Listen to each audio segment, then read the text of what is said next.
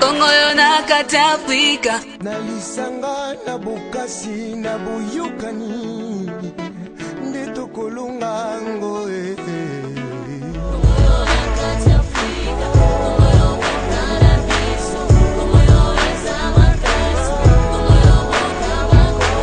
Kongo yo eza makasi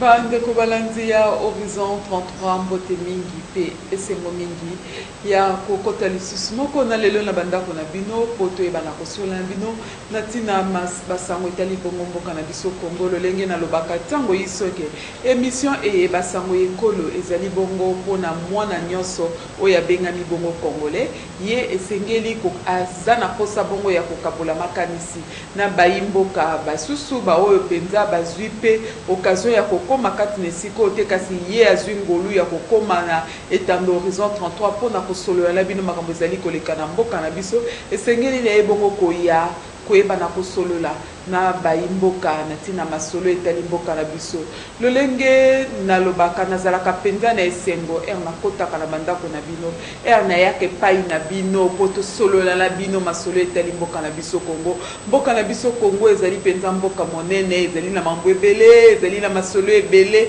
oyo esengeli bongo bayimboka bayeba bongo na koyeba pe bayeba yaka na émission bayeba bongo na koyangola na yango moko na lelo nazali ngai moko te nazali bongo na mwana mboka moko boyebi bino nyonso azali bongo mwana mboka Norbert Yamba azali moko ya société civile na yelongo tokoyeba na kosolola ya solo tozalaki bongo na francophonie na sommet ya francophonie kati na mboka na biso sommet wana euti bongo na koleka tokosolola na yelongo akoyeba na kosala ya biso lecture na ye lolenge kani ya monaki misala wana elekaki kati na mboka na biso tokotuna pe motuna po azali moko ya société civile epai wapi bango bazali penza kosepela te na dibonga mibale bandeko ya seni bayebi bongo oyo bapesi bango na kati na seni bango bayebi na bongo na kosepela lango te tokotuna ye société civile bolingi nini société civile bolingi bozwa bibonga boni po ete bosepela na yelongo tokosolola boyebi pe lelo ezali dossier oyo tozali kobenga ya Diomi Ndongala epai wapi ya mwana mboka Roger Lumbala na yelongo po ete azali moko ya société civile akoyeba na kolimbola akoyeba na kososolisa bayimboka bayeba na kososola likambo ezali ndenge nini esengeli makambo etambola lolenge kani na yango na lombango penza na koyeba na kopesa ye mbote koloba mbote mingi mwana mboka Norbert Yamba mbote mama Maria ya solo penza totondisami na esengo ya koyamba yo kati na ndako na biso Horizon 33 po ete ozalaka toujours disponible tobengaka yo ezali penza esengo mingi pe tomoni lolenge kani olingi biso makasi penza na yango ya mbote tokota penza na mozindo na kotuna boni santé to pe boni na ngambo ya société civile bozali boni.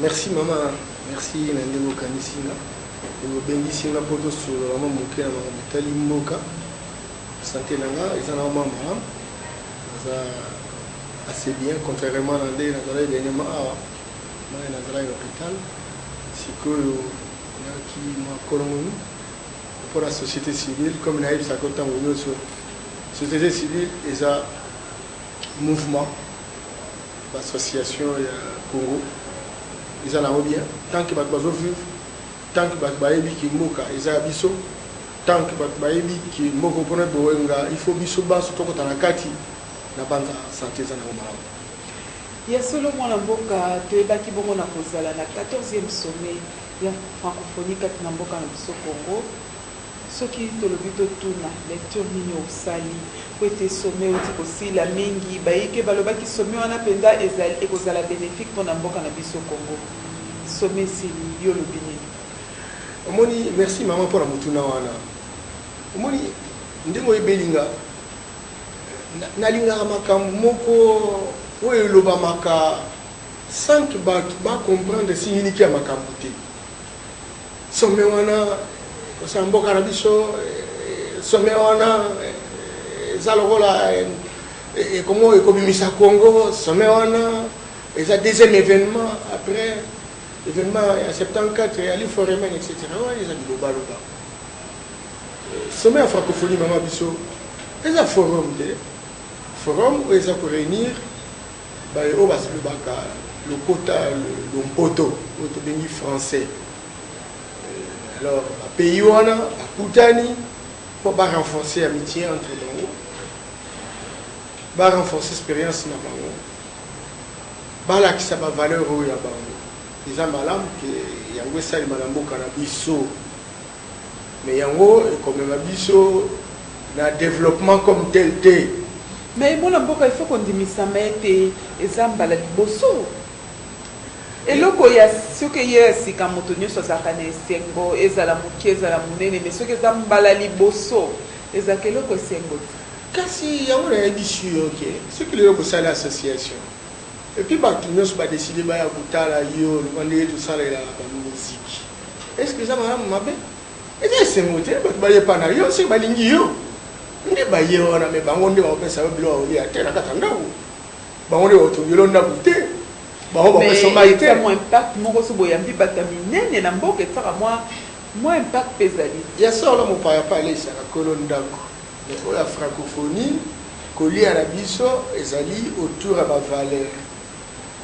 bavaleur oyo toza na yango oyo ya démocratie oyo ya égalité oyo ya liberté d'opinion, liberté de pensée, liberté civile, liberté politique, liberté d'association, la liberté on est ma valeur, on est accepter dans la francophonie comme étant et l'autre moko na moko ba pays nyoso bandimba la langue française basali la yango et litomba ya population ko utanini ce qui démocratie salimi na kata mboka ce qui opinion est respectée na kata mboka bayo bazo kamba bakosala nde balingi te bakosalela nde population voilà litomba oyo tobenga ngo avantage indirect c'est-à-dire valeur démocratique esalema kati ya mboka moko na moko aloba oyo ye azomona mpona mboka ekele liboso bayo bazokamba mboka bakamba yango na ndenge eloko bali kuti moko na moko azwa litomba na yango alors soki basaleli bongo ezaloka fete ya complaisance te ya tikala no tolakisaki biso mpe tozali owana eza te mais soki basilobi yango babi valeur oyo eza malamu mpona mboka na biso ete mboka ebonga bana bakende classe moko na moko akende hôpital nzela ebonga information ekoma ntina bavillage pas seulement na kisasa eke bato bavivre malamu ndenge ezalaki liboso bakoko na biso bamando vivre owana ekozala malamu ntina ngai nazwa ebisa yanga na bi francophonie na valeur eza malamu mais yango eko remplacer biso te il faut que ba oyo bazokamba biso bao ba ebengami ke baza bakontina mboka na biso oyo topesi bango responsabilité mpo bakamba mboka na biso basalela yango na ndenge lokola par exemple ndenge esalemaka kaka ndenge esalemaka te basalela yango na motema moko po ete mboka na mboka lelo oyo eza kosala makasi po ete barespecte yo na mokili bakorespecte yo pa nombre ya bafete oyo osali te bakorespecte yo na ndenge oza kosa comporter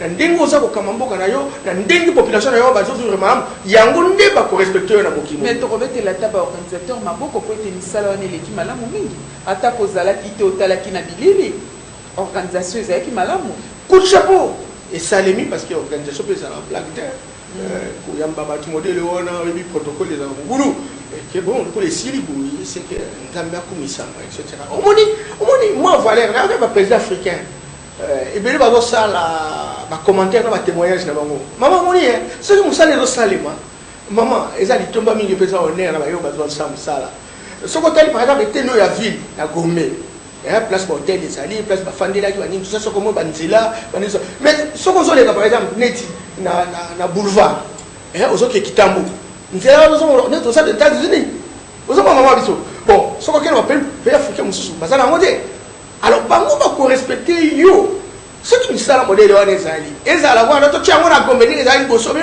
tala building na biso ya Sozaka ta building na biso ya CCZ ta building na biso ya oni leo ya la boîte la RTNC ozo la ba building mais ce qu'on kena kimbaseke suka ya potopoto okena kimbaseke nzele zate okena ba buzele zate to ba ikela te to ba basande te to ba chela te ba nono te ba omoni donc il faut de la même manière il faut résoudre ça les malades ça que ça la tête parce que to yamba balki mais il faut pas ça les mamans mboka mobimba tina ba village ezaneke ezali boso do loke bandundu na mono babandoke banzela babagata kuna mutazui o vewe o mukevana azokende ti babagata bawamba pona nina wo pasenzile za mahambu donc makamuna sizo tamba malamu donc volonté mama biso ya ko bongisa mboke fresa que tu vas respecter biso toko ça ba discours de toko ça toko lo babi nous sommes patriotes nous sommes nationalistes etc. Ça c'est le seul camp mais ba ko reconnaître que vous êtes un véritable patriote vous êtes un véritable nationaliste na misala ndenge za ko salema pour l'intérêt de la population musala mon côté et cause à la pression na mokimo parce que ça intérêt de la population tout ça ba ndone bazo bunda na États-Unis des présidents moko na moko bazo lo bandini on va conseiller la population pas de choses à la terre pour te dire nana wa kosala akusala nini to akusala nini donc souci wana to profiter la francophonie ko ça valeur tout ça la yango et suka biso to kende liboso et ça te pour mutabi mono passer na za biceps to na makasi non la volonté et la force d'un peuple c'est la capacité limisanga na bango mukena lompoto la capacité des dirigeants de la République d'être en communion avec leurs peuples respectifs et de travailler pour ces peuples, être véritablement des serviteurs pour la population. Mais dans l'agenda, il y a le président français et c'est anglais qui a coûté na bongo na bino lisanga la société civile. Ceux qui toko ikoye bani nyezala ki na masolo na bino. Maman biso zo même la mo le ba nga coûté na président Hollande. Bani nga na visionnaire.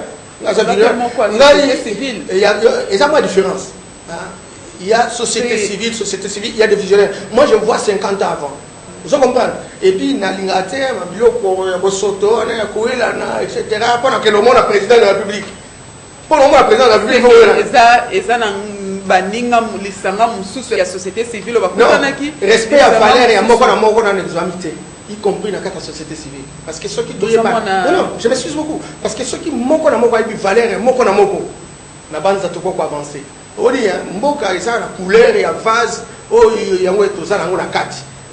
Donc même dans la société civile, souci au passe etoza nango etc. Moko na moko ça la makasi pour passer position. Non non parce que au grand remède, na tango difficulté ça la kati mboka. Il faut que nous ayons une solution correspondante à la situation de la situation de des crises. Et bongi, il y a la politique. Il y a un choix, il y a ok, il y a une politique, il y a un ministre. Il faut pas qu'il y ait capable de faire ministre, c'est pas la solution. Tant que il y a un choix, il y a député. Il faut un vrai député. Dans la société civile, ceux qui, par exemple, pour ça la représentation. Il y a mon par exemple un CENI, il y a mon commission de droits de l'homme. Il faut qu'on prenne un bantou. Oh, ça véritablement aguerri. Les gens qui sont des grandes compétences, des grandes vocations, des grands engagements, des grandes déterminations. Mais au moins que la place où la police peut pas s'accaner battu. Baza ba groupe na bango o ba robotizaka. Au moins boza en réunion, ba on dit ba osala tout, ba to yo baza na opinion na bango, base dans la makambo ndingo wana. Les gens qui ont une vision de société, une vision qui sait booster un pays. Bango ba kotamana te alors biso pe toza na catégorie ba tout modèle on a fait la dignité pour sotonanzo kana to nangai. Je sais que Dieu n'est pas un menteur, Dieu sait et fort à mutuna mutu pe Dieu sait récompenser. Et je crois qu'un jour viendra où Dieu va annexer sa grâce. Tolo banini amen. Amen. Il y a solo penza kasi toko baka na masolo po te toyo ki penza li lo banzambe vanti to éviter ceux qui moi société civile les bandits ko bongwa mana pasteur mais toko baka na masolo Olanda qui peut discours il y a tata mokonzi ekolo na biso na sommet wana francophonie moi liloba na yo société civile ko bonga na pasteur mais il faut biso banse tout ça na ba valeur morale tout ça na ba valeur o ko permettre mboka na biso tout na ba aventurier tout comme des hommes responsables parce que crise des makas pauvreté za makasi et senga que moko na moko sama makasi ya komitala na miroir ce qui azandeli nini a se corriger peut-être que liboso ce qui bongo te to ko réussir donc les gens question à pasteur va aventurer pour pasteur et bazai belé vous savez que ba discours nous sont de Tolanda yoana a commençant par discours la président Abisso il y a un discours malamu et ça ko réaffirmer engagement ya Congo na makambo Italie il y a adhésion à la communauté il y a francophone et communauté francophone, les gens ont réaffirmé que ils ont démocratie, ils ont droit de l'homme, ils ont état de droit, état respect de la liberté, etc. Et donc, le discours, c'est là qui a truc, voilà, nous entrons dans la ligne droite, où il va permettre que Mboka, et que, étant donné que mon congé, mon corps, il a représenté, soit affirmé en haut devant l'opinion nationale et internationale. Deuxième chose, on a la CPLA qui la difficulté autant etc. Ce côté position communauté internationale, tantôt soutenir Bino, mais on a qui nous tue, le président a qui a courageusement coup de chapeau et qui donc nous sommes parfois la communauté internationale où ils sont très complaisante. C'est pour ça que la phrase moi comment dit et donc nous sommes malades il faut apprêter. Et puis pour le reste, le président de la République à Sali, il a mis les bouchées doubles pour qu'il y ait un collègue naïe, un gouvernement. Et puis bon, moi pour péter Kotaki dans Mboka, ça nous fait quand même plaisir. Baïke Balobi était président français et François Hollande. Aïba Kibongo na kozala modéré na malobanae pour être bande koyanga opposition bande kozela ya lobaki etalaka ki akoloba il va dire des choses na lobango pe na lopoto lo lenge zala e bande komi lobela mais babi azaki moi modéré yo moko a société civile discours wana mona kiango azalaki modéré par kolandisa mana lo lenge bande koyanga mosusu bande kozilela yango. Vous savez, maman, il y a un problème. Et c'est ça justement qu'il y a un déficit au niveau de la réflexion et de la manière de faire les choses. Le président français a président de la France. France, il faut prendre des positions vis-à-vis d'un pays, tout comme il faut prendre des positions vis-à-vis d'une communauté. Vous comprenez, maman? Sommet Zaki, il y a francophonie. Et dans le sommet de la francophonie, il s'adresse à tous les francophones. Le président, le pays, lui, il s'adresse à tout. Il ne s'adresse pas au Congo. C'est très important. Et c'est le président de la République, le sommet du Congo, c'est le sommet de la francophonie. Le président français, qui en assure le pilotage, parce qu'ils ont le langue dans Bango, il faut s'adresser au peuple francophone, à la communauté francophone. Ce n'est pas seulement au Congo. Mais il arrête à dégager des valeurs communes. Par exemple, sur la démocratie, quand on a Congo. Mais ce qu'on a Gabon, même situation, ce qu'on a Tchad, même situation, le président, il y a Tchad à parce que l'opposant m'a fait le alors, le pays, combien de temps a fallu pour pouvoir. Mais quel est le Cameroun, au moins la situation, les alliés, pas pauvres, au moins la classe politique, les riches, les riches, le pays, ils ont pourquoi tout rébisso. Il y a une démocratie, ils sont vraiment dénoncés de ça, alors, et ça valait autonomie. Et il s'adresse à tous ces gens-là. À modération, quand il était en France, il a fait une conférence de presse. Parce qu'il y a une hésitation, parce que ça fait confiance aux Sam au Congo. Et que le Congo, il y a qui n'a pas réserve par rapport à l'acte Salemaki. Et il a pris position. Mais alors, le discours, il faut s'adresser à ma peuple francophone. Comment on a Congo, le Lengue a moneli yango a moni ndenge ta bande ko kanisa munele ta mama munele azaki yobi biso so ba sentimentaliste to ça la prof mo ba autant ça soit topologie vous c'est le sentiment là c'est la rationalité yo kasi donc so bonne lengi parce que ça ba suki kitoko bani tout ça on comprend ça de belles femmes non fais un échantillon ça dit nous allons à 150 000 km yo ça dit 10 yo vais passer dans ça 10 donc on a ça 150 non c'est pas ça. Il est revenu sur les principes de base de la francophonie. Principe de base, démocratie. Démocratie, liberté, égalité, fraternité, droit de l'homme. Ce sont ces valeurs-là. Et chacun, il faut accompagner la carte. Azuata la miroir à la qui est-ce qu'il y a solo dans ma démocratie, dans ce rondéni. Dans ma droit de l'homme, dans ce rondéni. Donc François Hollande lui dit c'est que lui pense au regard d'un peuple francophone. Moi, je suis leçon alors, parce qu'à Koutia, Makambo changé, Yangowana a changé. Non, il ne s'adresse pas aux Congolais, au Congo, au président du Congo, de la RDC, bien entendu. Hier, il faut s'adresser au peuple francophone. Il faut qu'on se mette d'accord par rapport à ça. Tant que la présidente de la République, solo lui, Makambo Balomanaki, tu es évité. Mais ceux qui ont une remarque pour le Congo, ça y est. Ceux qui, par exemple, ont un problème en Tunisie, le président de Tunisie, ça y est. Ce cas, c'est un problème, par exemple, un Gabon, mais il ne peut pas, dans une assemblée comme ça, commencer à dire voilà, au Congo, il n'y a pas de démocratie. Est-ce que c'est le Congo seulement qui est considéré dans cette francophonie? Non, c'est pas sérieux. Mais chacun doit tirer les leçons. Surtout, ma mère, Nathan, mon toiseau engagement. Quelqu'un a dit il faut saluer l'amour. Et là, on m'a dit que nègre.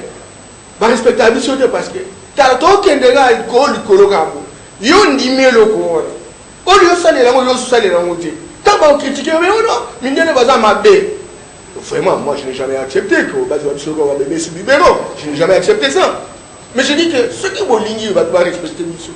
Tout ça la masse, ma casse, na ma camo tous on dit, mais ceux qui ligner francophonie, au ligne démocratie, au ligne droit de l'homme, c'est retiré. Et bien là, on va payer, parce que la francophonie va se retirer. Mais maintenant, on dit qu'il y a une communauté. Et ce problème Hollande, et ce problème est à Kabila, et ce problème est à Idriss Déby, et ce problème à Bongo, et ce problème à Bavalère. Alors il faut adhérer au salut de Bavalère.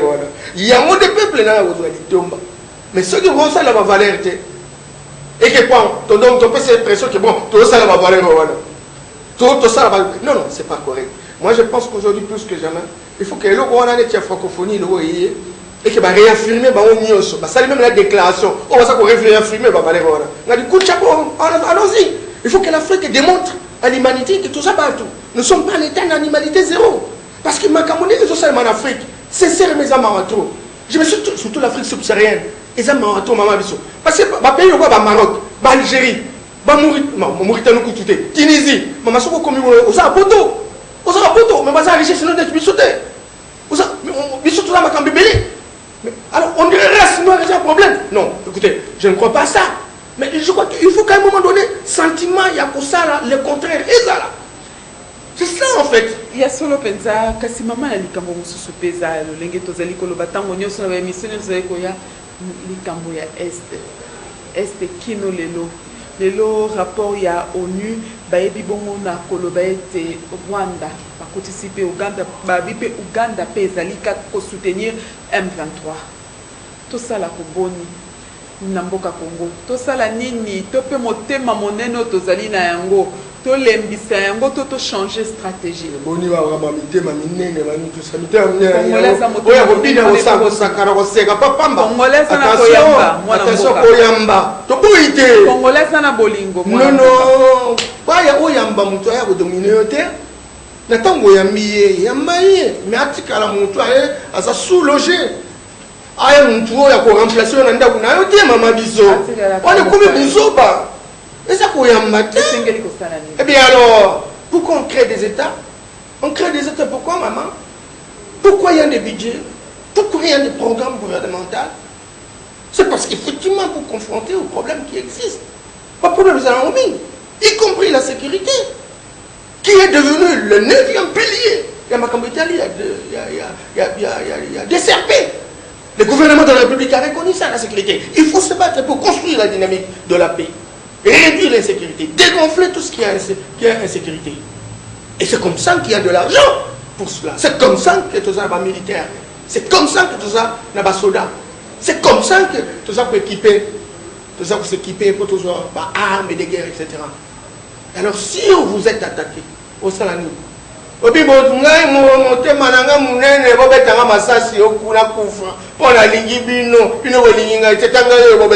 arrêtez ça. Arrêtez, ça c'est ce qui nous souffrir à travers le monde. Ces faiblesses sont la montagne souffrir de la mission. Combien de fois on a étudié à l'étranger avec des Rwandais, des Burundais, etc. Hein? Possibilité. Mais pour les lobes, on a la biso. Maman biso, sincèrement, il faut te mettre en route Arsenal Nabiso. Arsenal Nabiso, les années, Bandouki, Otozosomba. Makambounyo tozo ba soda na biso bien formé ba benga ba yo ba sabitu ba benga ba to ba sans expérience ba benga ba formateur ba kosala na mona ba prof na biso belé ba za professeur na ba États-Unis ba za professeur na Bruxelles to pe dialogue to solo le deux dialogue yo ça ka dialogue bo mo sko ba ninga ba zo bodo lo mabele il faut zo bunda zo sala dialogue zo bunda zo sala dialogue yo so par exemple na communiquer ne ba sali par exemple na francophonie ni wana ba soutenir le biso. Ok, on va soutenir Bisso. Mais entre-temps, on va soutenir la localité. Donc il faut arrêter. Maintenant, on va soutenir Bisso. On va passer sur le réseau. Mais ceux qui ont plus sur raison, ceux qui sont en bando, ah ben, alors, ils sont considérés comme des agresseurs, il faut aller-y. Il faut aller. Nous avons plus de 104 000 militaires, maman Bisso. Mais on a combien? 20 000. Bah, on va na rupture, on va commissaire d'administration, prolongement à Rwanda. Bah, ça, moins de 4 000 maman. Mais dialogue peut ça manquer la solution. Mais comment ça dialogue? Combien de conférences, combien de racontes, combien de forums et ça les mis. Tout ça continue. Moi, je ne refuse pas les dialogues, je suis pacifiste. Moi, je suis de la société civile. Moi, je pense qu'il faut construire la paix durable à travers le dialogue. Mais je pense aussi qu'il faut affirmer votre identité, il faut affirmer notre nationalité. Et nous devons nous défendre. C'est très important, Maman Abisso. Il faut le deux. Il faut le deux. Parce que Baton Soubayo, quand on voit un dialogue, ils sont ma on est les Océans, mais les États-Unis a craqué pour eux. Alors, on a besoin na Ouganda, Sololi. Vous savez que le Rwanda c'est 26 000 km², maman. Et puis ça ne se passe pas. 26 000 km². Il n'y a pas longtemps, c'était 6 millions d'habitants. Les Rwandais vont comme 11 millions. Ils font des naissances, c'est 267 enfants chaque 2 heures. Alors, ce qui se passe, c'est que super. Et puis, ça se s'orgueille. Bon, il y a solo penza to kokoba kaka. Kasi bino pe société civile. Boyeba ki bongo na kubunda ete ba bongo na ko changer bureau ya seni. Kasi lelo ba pesi bino dibonga mibale. Botelemi bolobi yango te. Bolingi wana te bozala ki ne bonga moko te. So bozu mibale. Bolingi ba pesa bino kwa. Nabi oya zo pesa bibonga wana ilanga na ye, plantation na ye, to entreprise na ye. Oya lobio bazala ki ne loko te, to pesi bango. Donc, je me suis beaucoup, c'est très important la question, ma chère. Je me suis beaucoup, je ne banalise pas. Je prends ça au sérieux. Oui, bien, maman, pour des valeurs démocratiques. Démocratie. Moi, je suis quand même doctorant en la gouvernance. Maman Bisso, gouvernance c'est l'Ugoubani. Gouvernance c'est l'Ugoubani. Bato, gestion yambo ke ko salema na groupe mokote. Je suis un mot qui fait ça les mains. Na baye o baza na ba institution publique, baye o baza na parti politique, baye o baza na société civile. Mais il faut voir se répartir. Moi quand ça mon salam ningate. Ça veut dire en fait que sur la société civile, tu ne peux pas prétendre que bon, hein, c'est des droits qu'on peut ça rapport ministériel. Non, à moins que ça en expertise, je ne peux pas venir au nous. Les postes gouvernementaux, les postes gouvernementaux, ils allient essentiellement na baye o ba gagner élection, o baza majorité, bango de bazo créer gouvernement bango.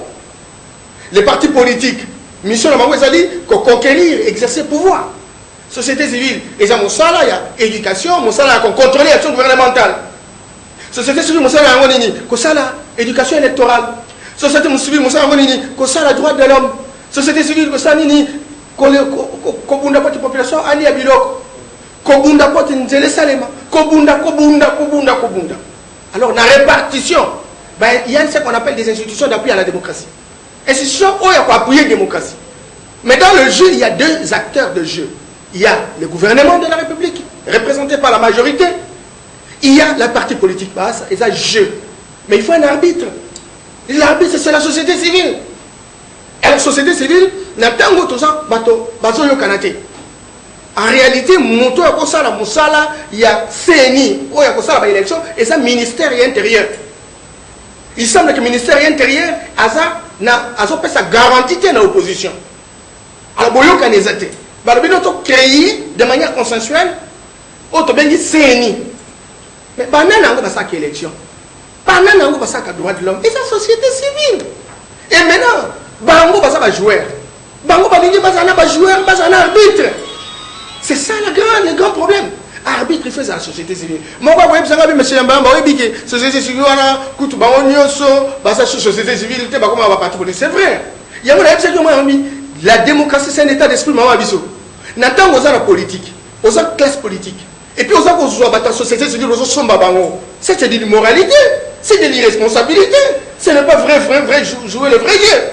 Mais dans la société civile, il y a des personnalités, les gens qui ont une dignité, des gens qui ont une ramification nationale et internationale, des gens qu'il faut respecter, ces gens qui ne sont pas arrivés parce qu'on a eu du sentiment pour être nommé. Mais c'est quoi, maman, dans le nombre, Ici, que les partis politiques, ce sont des joueurs. Na CNI, ceux qui ne sont pas partis politiques, ils vont la surveillance. C'est rassurer les positions des autres. Mais la société civile, 2 tiers, il y a des membres. Et puis, on va dire 2, 2 oppositions, 2 majorités, 7 société civile. La société civile, bino bozali la bolingi bibonga boni. Nous avons 2 tiers. Non, réunion, ça va arrêter. Il faut 2 tiers de la société civile. Mais même si on a tiré dans la exemple, dans Mali, vous voyez que dans Mali, non, dans Guinée Conakry, c'est qui élection présidentielle. C'est qui mon boulot, battre politique, bah voilà le karaté. Battre Seni, on a battu Bazoli na route. Bah ça là qui n'y a pas. Bah bien pour tout construire paix dans Katambo Karabiso. Toi qui est dans Mali, généralement à la retraite, c'est très crédible. Tous les Maliens voilà, à la président Seni. Bah ça là qui est en moment Babiso. Et le Salemaki, t'es tout basu président de la République. Na toi qui est en Côte d'Ivoire, place au monde à battu Bazouanaki. Président Babo, Azaki président FPI. Mais Ouattara azalaki na moko na muntu oyo bazalaki na bonne relation na ye presque bakaligo azalaki na opposition pona ko faciliter que boyokani eza calme kota transparence kota basaki nini bazu bakayogo même soka saki poto na sima mais azalaki na opposition batue babi allez yo comme président ya CNI donc tango za na volonté que mboke ke liboso mama biso osandeni il faut ça oluke loko bato balingi de telle sorte que qui m'y côté maman biso mais les politiciens balingi bongoti ozomona ko rouler na mutuka kozala mbongo tango nyonso mbongo ba contrôler kayote bato balinga ka kotika ngoti ngo bato bazokoma ba occultiste bakoma na ba fétiche bakoma nganga ko kutu donc moyenté simplement parce qu'il faut pouvoir en donc contrôler les angoté yango wana situation tozana ngo lelo yango mutu nyonso oyo alingi ki pona okota na kata société okota na CNI il faut passer assurance na ba politicien on passe assurance oyo ba que elo nyonso ba koyebisa yo ko salela ngo même ndenge izo sale masiko yo ata ba kotia société civile ata 2 tiers yango na tango ba politicien bango mo pe ba comprendre te que oui na biso zo ngasima ba ofinga biso tambola mo kimo mama biso respect exacté parce que babi nous ne savons pas sauvegarder les apparences alors Makambo Moboulou, donc, va faire sa société civile par principe, mais va politique, va dire que la société civile est indépendante, et ça, la monsalawana, de telle sorte que calme et quota, tu peux ça la confiance mutuelle. Tout à fait. Dossier de Milongal, poète Tokomana Souka, Tony Toyeba, lecture Nyoko Sala, Topé le Lenge Kanyozali Komona, Makamboana, et Sengelaki Mokona, Lelo Tozali Bongo, jeudi. Moi, Namboka, Aïba Nabongo, n'a pour répondre à l'Assemblée nationale. Aïba pour répondre, il bosse à Baninga Naye. Kasi Kolandi Samana Maloba, il y a Moko, il y a secrétaire général Naye, il y a parti, à l'objet était moi, Namboka Dieu Mindongala, à Koye Banako. Répondre était pour être nous autres Naye, Zali Kolongo Noté. Nanga Mbope à Roger Lumbala, Yandini, à l'objet à Koye Koya, Kassazali Kosenga, Baïba Bongo, pour garantir la sécurité Naye.